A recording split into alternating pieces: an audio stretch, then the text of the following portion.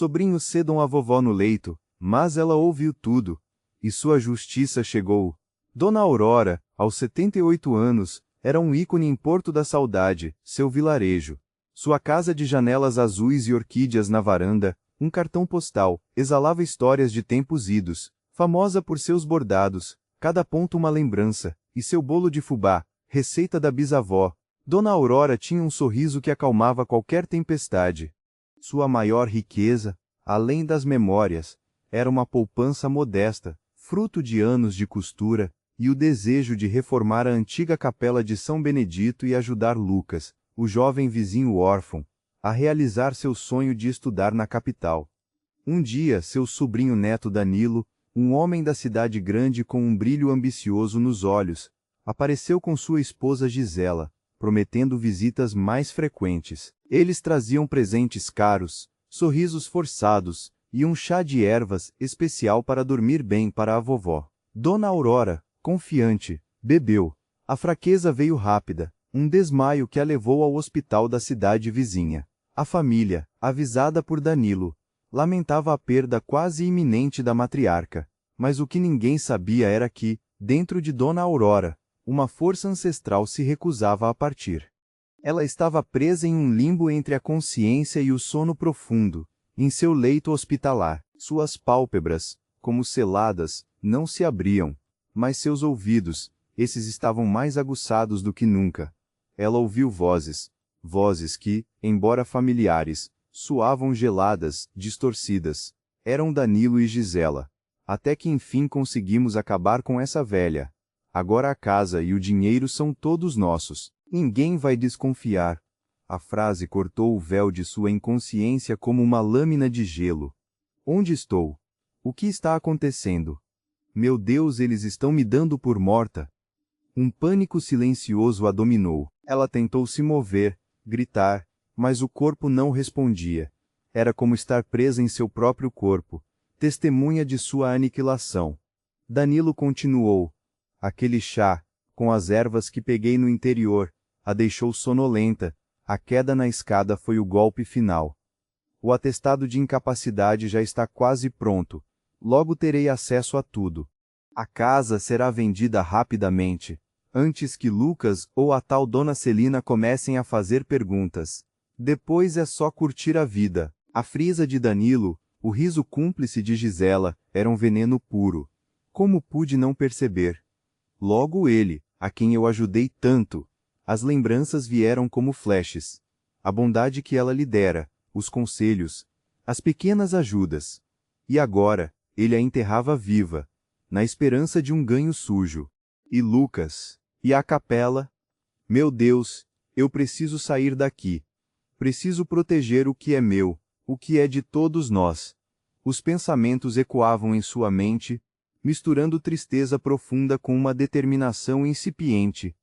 Ela tentou mexer as mãos, as pernas, mas não sentia o corpo. O desespero a consumia. Aquele leito de hospital, frio e impiedoso, era o símbolo máximo da traição de um homem que ela um dia amou como um filho. E ali, naquele confinamento doentio, com o tempo correndo contra ela, a mente de Dona Aurora começou a projetar cenas de um passado que agora parecia uma ilusão cruel, como o amor se transformara em ódio. A imagem de Danilo surgiu em sua mente, não como um monstro que sussurrava do lado de fora de sua consciência, mas como um menino que ela acolhera. Dona Aurora, mesmo idosa, era uma força no vilarejo. Havia erguido a si mesma com suor e fé, transformando a pequena herança familiar num lar acolhedor e seguro. Sua vida era o trabalho, sua paixão era cuidar, inspirar. O amor pelo próximo sempre viera em primeiro plano. Conheceu Danilo quando ele era criança, filho de uma prima distante, um menino travesso que ela mimara demais. Ele cresceu, mudou-se para a capital, e só reaparecia quando precisava de ajuda ou conselhos. Ela sempre o recebia com o coração aberto, a despensa farta, e um carinho que ele parecia não merecer. Dona Celina, sua amiga de longa data, viúva como ela, e com a mesma intuição aguçada, já havia tentado alertá-la. Aurora, minha amiga, eu não quero me meter, Mas esse brilho no olhar do Danilo quando ele fala de sua herança, não é de sobrinho que ama a tia. Eu já vi esse olhar antes. Dona Aurora sentiu uma pontada de irritação na época. Celina, por favor, Danilo é um bom menino. Ele só precisa de um empurrão na vida. Você está vendo coisas. Estou vendo um homem que mal te olha nos olhos, mas que se ilumina quando o assunto é o valor da sua casa ou da sua poupança. Dona Celina insistiu, a voz firme. Eu o vi conversando com um agiota da cidade outro dia, num canto discreto da feira. Aurora, meu coração de amiga me diz que tem algo muito errado aí. Ele não faria isso comigo. Dona Aurora respondeu, mais para convencer a si mesma do que a amiga. Ele é minha família, eu o ajudei a vida toda. Ele me ama. Dona Celina suspirou, pegando a mão de Dona Aurora. Eu rezo para que você esteja certa, minha amiga, mas por favor, fique atenta. Não seja ingênua. Pessoas podem ser mestres na arte do engano, especialmente quando há dinheiro e poder envolvidos. E sua casinha e sua poupança são um prato cheio, não é? Dona Aurora puxou a mão, ofendida. Você está insinuando que o Danilo está comigo por interesse? Depois de todos esses anos? Estou insinuando que as pessoas mudam, Aurora. Ou às vezes, elas apenas revelam quem realmente sempre foram. Só tome cuidado, observe, não confie cegamente. As palavras de Dona Celina na época pareceram cruéis e infundadas. Dona Aurora se afastou um pouco da amiga, magoada pela desconfiança. Mas agora, no silêncio de seu quase túmulo, a voz de Dona Celina ecoava como um oráculo ignorado. Ela fora cega, surda, tola. Preferira acreditar na fachada, no conto de fadas, a encarar a dura realidade que sua melhor amiga tentara lhe mostrar. E Lucas, aquele menino que ela via como um filho, o futuro do vilarejo. O que seria dele sem a ajuda que ela prometera? A capela, que precisava tanto de reforma. A dor da traição era avassaladora, mas por baixo dela uma chama de raiva começava a arder. Raiva de Danilo, de Gisela, mas também de si mesma, por sua ingenuidade, por sua teimosia em não enxergar o óbvio. Minha casa, meu lar, meu legado. Eu preciso sair daqui por Lucas, pela capela, por mim. A voz do médico soou novamente, mais próxima, mais clara, como uma sentença final. A senhora Aurora está estável, mas o quadro é irreversível, não há o que fazer. Sugiro que a família comece a pensar nos trâmites finais. Trâmites finais? Não se ela pudesse evitar.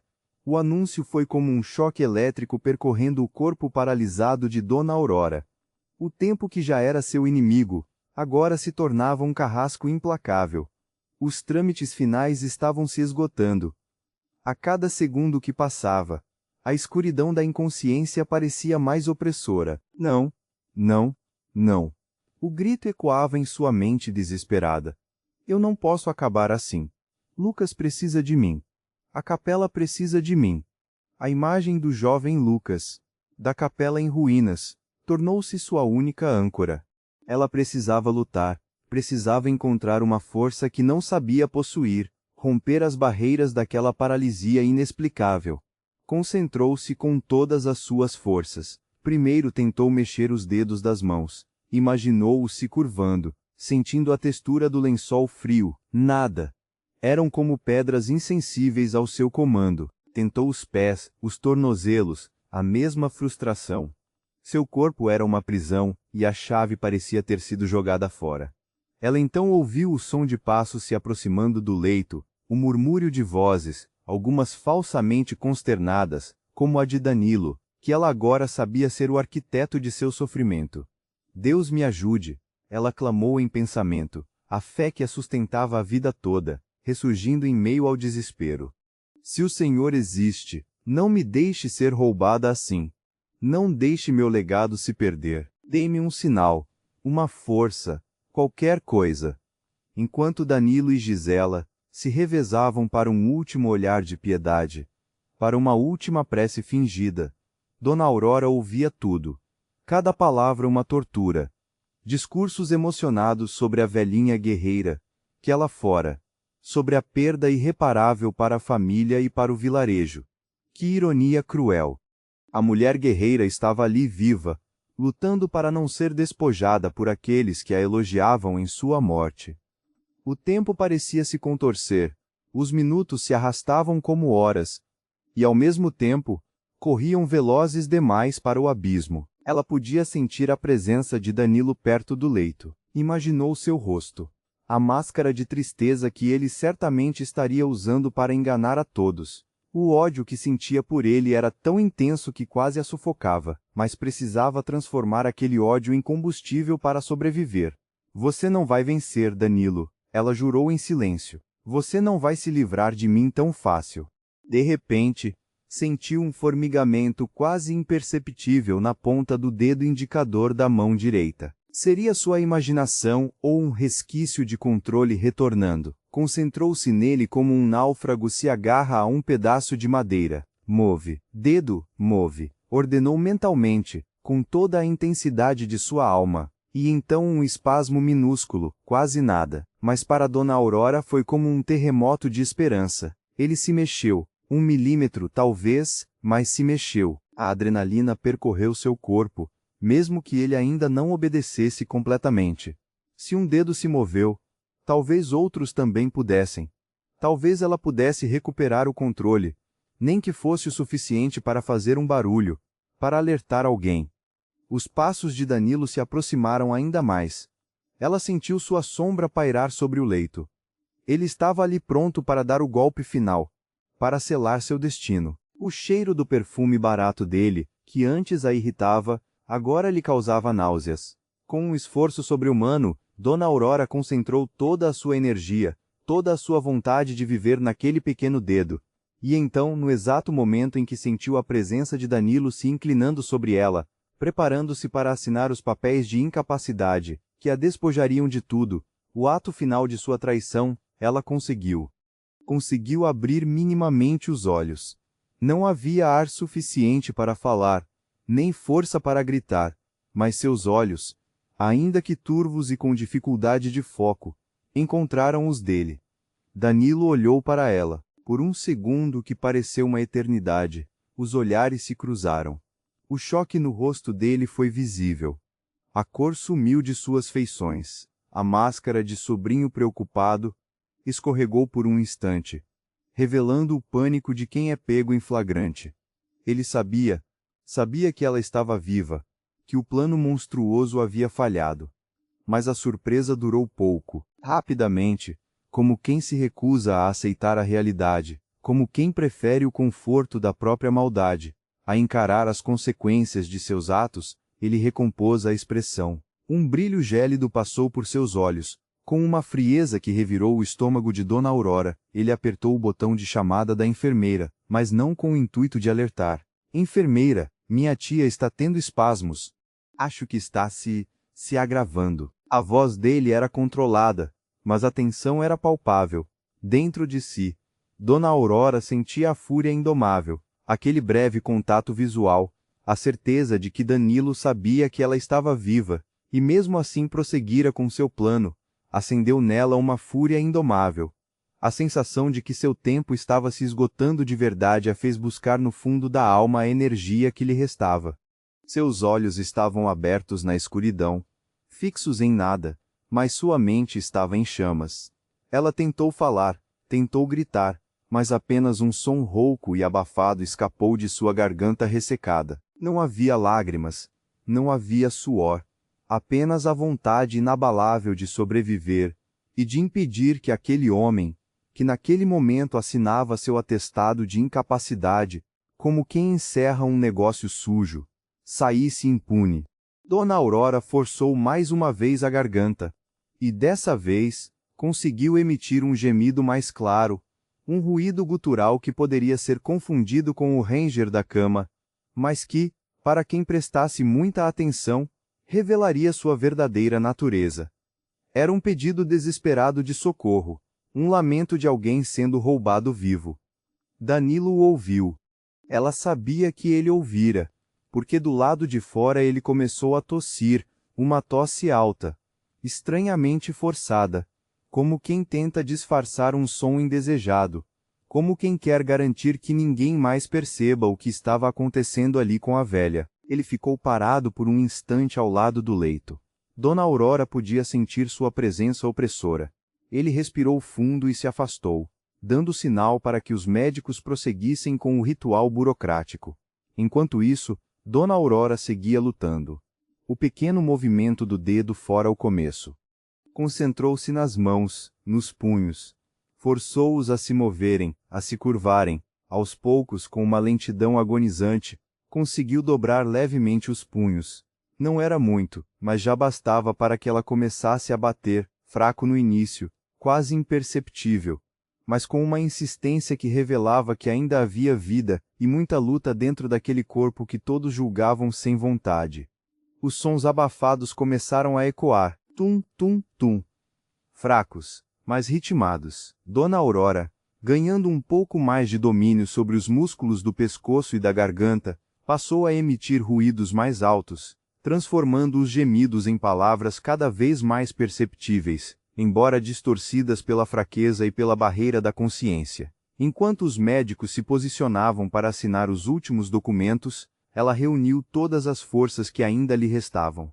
Com um esforço monumental, bateu com o punho cerrado na lateral da cama, com força suficiente para fazer a estrutura vibrar levemente. Um dos médicos, um jovem residente, parou por um segundo, franziu a testa, virando a cabeça, como se tivesse escutado algo fora do comum. Ele olhou para Dona Aurora, depois para o colega ao lado. "Você ouviu isso?" ele perguntou baixo. Antes que o outro pudesse responder, Danilo, percebendo a hesitação, interveio com a voz apressada e falsamente pesarosa. "Vamos logo com isso, por favor. Minha tia precisa de paz. Esta situação toda é muito dolorosa para a família." Mas foi nesse exato instante que Lucas, o jovem vizinho, que viera escondido ao hospital por ter pressentido algo errado, viu Dona Celina, a amiga de Dona Aurora, entrar apressada no quarto.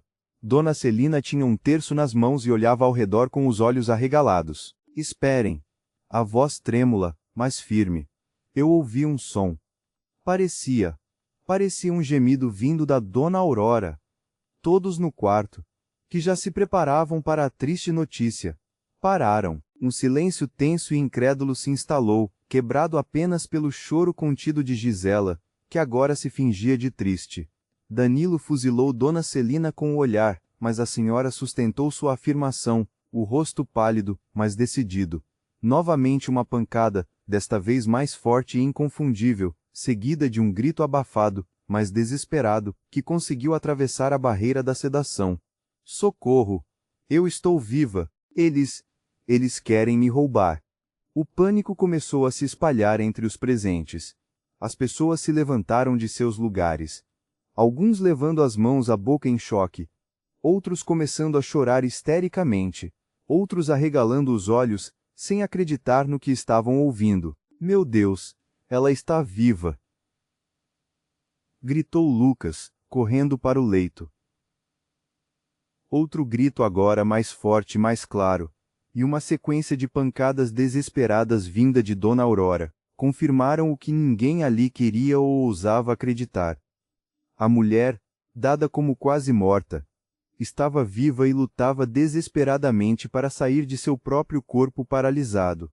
Os médicos, agora pálidos e nervosos, olharam para Danilo, que estava pálido como um cadáver, os olhos esbugalhados, sem saber se corria, se escondia ou se continuava a fingir que nada daquilo estava acontecendo. A máscara de sobrinho bonzinho e preocupado havia se estilhaçado completamente, quando, finalmente, após alguns segundos de hesitação e gritos de socorro, os médicos e enfermeiras conseguiram fazer com que Dona Aurora se sentasse. Dona Aurora impulsionou o tronco para cima com um ímpeto impressionante, puxando o ar com toda a força de seus pulmões, como quem renasce após um longo e terrível afogamento. Seus cabelos estavam desgrenhados, o rosto pálido e marcado pelo travesseiro, mas seus olhos queimavam com uma intensidade feroz. Algumas pessoas na sala gritaram de susto, outras desmaiaram. Dona Celina correu para o lado do leito, segurando a mão de Dona Aurora. Minha amiga, você está viva. Meu Deus, é um milagre. Lucas, os olhos marejados, ajoelhou-se ao lado da cama, segurando a outra mão dela. Dona Aurora, ainda ofegante, o peito subindo e descendo rapidamente, olhou em volta, os olhos buscando desesperadamente o homem, que tentara acabar com sua vida de forma tão cruel. E quando seus olhos encontraram os de Danilo, que tentava se esgueirar discretamente para os fundos da sala, puxando Gisela pelo braço, ela apontou para ele com o braço ainda trêmulo, mas firme, e gritou com a voz que agora surgia carregada de toda a raiva, dor e traição que sentia. Foi ele. Ele tentou me roubar. Não deixem ele fugir. Chamem a polícia. Ele e ela. A sala mergulhou em um caos absoluto. A acusação de Dona Aurora, gritada com a força de quem volta do limbo, ecoou pelas paredes, sobrepondo-se aos murmúrios chocados e aos soluços. Pessoas gritavam, algumas corriam sem direção, outras apontavam freneticamente para Danilo e Gisela, que, pegos de surpresa pela súbita reviravolta, pareciam duas estátuas de sal, o pânico estampado em seus rostos. Danilo, que por um instante pareceu paralisado pelo terror da descoberta, rapidamente tentou recuperar o controle, puxou Gisela com mais força pelo braço, quase a arrastando, e tentou abrir caminho por entre a multidão atônita, que começava a se aglomerar, impedindo sua fuga. Isso é um absurdo. Minha tia está delirando. Ela está em choque, não sabe o que diz. Ele gritava tentando soar convincente, mas sua voz tremia e o suor escorria por sua testa. Gisela pálida, tropeçava atrás dele, os olhos arregalados de pavor, murmurando palavras incompreensíveis. Mas já era tarde demais para dissimulações. A imagem de Dona Aurora, viva, acusando-os com tanta veemência, era mais poderosa do que qualquer tentativa de negação. Bandidos! Ladrões! Gritava Dona Celina, apontando para o casal. Peguem eles, não deixem escapar! Bradou Lucas, que já havia pego o celular para ligar para a polícia. Um dos médicos, um homem habituado a lidar com emergências, mas jamais com uma situação como aquela, finalmente saiu de seu torpor. Com uma coragem inesperada, ele se postou à frente de Danilo, bloqueando sua passagem. Senhor Danilo, creio que o senhor deve algumas explicações. Outros presentes, encorajados pela atitude do médico e pela fúria justa que emanava de Dona Aurora, começaram a cercar Danilo e Gisela. Formou-se uma barreira humana, impedindo que eles alcançassem a saída da sala. Enquanto isso, Dona Celina e Lucas abraçavam Dona Aurora, que estava fraca, mas com a adrenalina pulsando em suas veias. Foi ele, minha amiga. Ele e aquela mulher sem escrúpulos. A voz de Dona Aurora era rouca, mas carregada de uma dor que ia além do físico. Em meio ao tumulto, a polícia chegou. O som agudo das sirenes cortou o ar pesado e carregado de emoções do hospital. A chegada da lei era iminente. Quando os primeiros policiais uniformizados entraram na sala, a cena que encontraram era de pura confusão. Pessoas chorando, outras gritando, um grupo cercando um casal visivelmente apavorado, e no centro de tudo, uma mulher idosa pálida, apoiada por outras, em um leito hospitalar. O que está acontecendo aqui? Perguntou um dos policiais, a voz firme tentando impor ordem ao caos. Várias vozes responderam ao mesmo tempo, mas a de Dona Aurora se sobressaiu. Aquele homem, meu sobrinho neto Danilo e aquela mulher Gisela. Eles tentaram me roubar, sargento. Eles me deram um chá para me deixar sedada, e queriam assinar papéis para tirar minha casa e meu dinheiro. Os policiais olharam de Dona Aurora para Danilo e Gisela, que se encolheram sob o escrutínio da autoridade. Danilo tentou argumentar. Sargento, isso é um terrível mal-entendido. Minha tia está em choque, não sabe o que diz. Ela teve um problema de saúde grave, e agora acordou confusa. Isso é um milagre, sargento.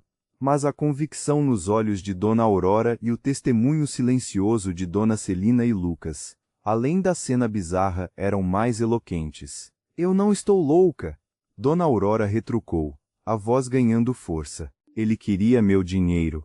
Ele queria minha casa. Perguntem a ele sobre o atestado de incapacidade. Investiguem.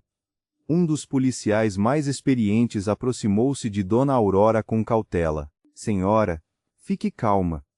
Vamos resolver a situação. Precisamos levá-la para exames mais detalhados e segurança.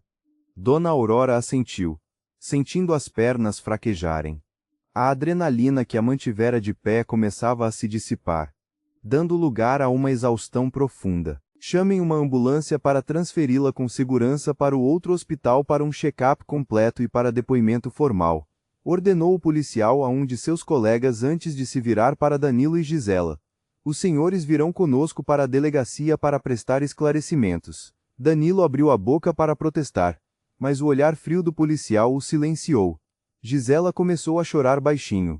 Eu não tenho nada a ver com isso. A senhora Aurora fez uma acusação muito grave e temos uma situação aqui que precisa ser investigada a fundo, respondeu o policial impassível. Seus direitos serão respeitados, mas o senhor e a senhora Gisela precisam nos acompanhar. Sob os olhares indignados e os murmúrios de reprovação dos presentes, Danilo e Gisela foram escoltados para fora da sala em direção à viatura policial. A imagem do casal, antes visto com certo respeito, agora sendo conduzido pela polícia como criminosos, ficaria gravada na memória de todos os presentes no vilarejo. Enquanto isso, Dona Aurora era cuidadosamente amparada e levada para uma nova ambulância, que a levaria para um hospital maior e mais seguro. O ar fresco da rua pareceu revigorá-la por um instante, mas o cansaço era imenso. Lucas e Dona Celina a acompanhavam, os olhos cheios de alívio e admiração. A ambulância partiu em alta velocidade, as sirenes cortando o ar, abrindo caminho em direção ao hospital. Dona Aurora fechou os olhos, concentrando-se na respiração. Seu legado estava a salvo. No hospital central, Dona Aurora recebeu os cuidados que precisava. Os exames confirmaram a presença de sedativos leves em seu sistema, corroborando sua história. Com o apoio de Dona Celina, Lucas e um advogado solidário da cidade, as investigações foram aprofundadas. Danilo e Gisela foram formalmente acusados de tentativa de estelionato, falsidade ideológica e maus tratos a idoso. A comunidade de Porto da Saudade se uniu em apoio a Dona Aurora. A notícia se espalhou como fogo, e a indignação era geral. As manchetes dos jornais locais falavam do milagre de Porto da Saudade e da vovó que desmascarou a traição. Dona Aurora, agora fortalecida pela justiça, decidiu que era hora de reconstruir não apenas sua saúde, mas sua fé na bondade humana. O processo judicial foi doloroso, mas necessário. Danilo, mesmo diante das evidências e do testemunho contundente de Dona Aurora, insistiu em sua inocência, tentando desqualificar a tia, mas a história de vida dela, sua reputação no vilarejo e a solidez das provas coletadas pelo delegado, que atuou com rigor, eram irrefutáveis. Gisela, pressionada, confessou parte do plano em troca de uma pena menor. Ao final, a justiça prevaleceu. Danilo e Gisela foram condenados a penas de prisão. A casa de Dona Aurora estava segura, e suas economias, intocadas, seriam usadas para o propósito que ela havia sonhado. Meses depois, a capela de São Benedito estava reformada, mais bonita do que nunca, brilhando com a fé e a generosidade de Dona Aurora e da comunidade. Lucas, com a ajuda dela, conseguiu uma bolsa de estudos e se mudou para a capital, mas prometia voltar sempre. A casa de Dona Aurora, antes-cenário de uma quase tragédia, tornou-se um refúgio de paz e inspiração. Ela voltou a bordar, a cozinhar seu famoso bolo de fubá, e a receber a todos com o carinho que sempre a caracterizou. Sua história, que começou com a mais amarga das traições, culminou na mais doce das vitórias. Ela, Dona Aurora, a matriarca de Porto da Saudade, renasceu das cinzas da traição e se tornou um símbolo de força, dignidade e resiliência para seu vilarejo e para todos que a conheceram. Ela provou que a sabedoria dos anos e a pureza do coração são inquebráveis, E você, acredita que a bondade e a vigilância podem sempre prevalecer sobre a maldade e a ganância? Escreva sua opinião nos comentários. E não esquece de comentar também de onde é que você está assistindo essa história. E se puder, compartilhe esse vídeo com os amigos e familiares para que mais pessoas possam assistir.